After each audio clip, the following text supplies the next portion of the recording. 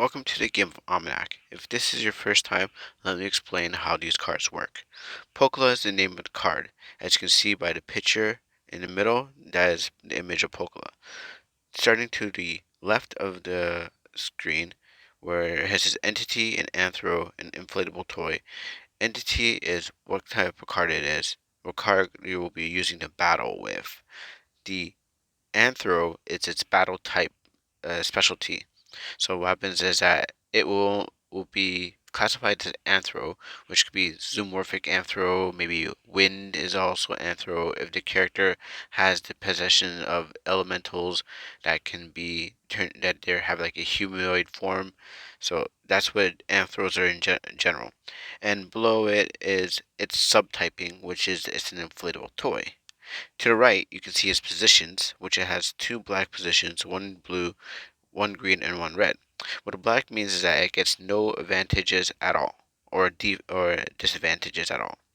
Just in the second part, you see the blue, which means it gets if it's placed in the second position next to another card in the comments. What happens is that you get a attack advantage. If it falls into the fourth place, which is green, that means that it gets a boost on life, and red means that it loses both. As you can see right next to it is level 10 and its requirement. So you have to be 10 and higher to play this card. Anything lower than 10, you can't really play it. You can play 10, but you can't play lower than 10.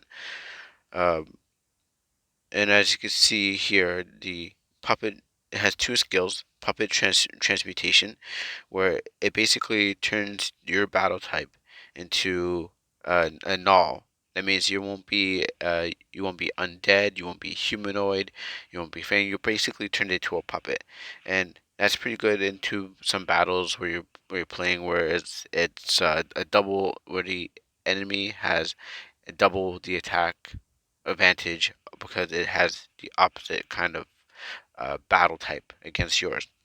And there's inorganic inflammation, which allows it's like working like the null, but what happens is in this case, you're not nullifying anything. What happens is that you are just becoming, you can't get hurt by status ailments. So there's a couple status ailments like wet and shock, but what happens is bleed and burns work on you even if you have this skill used.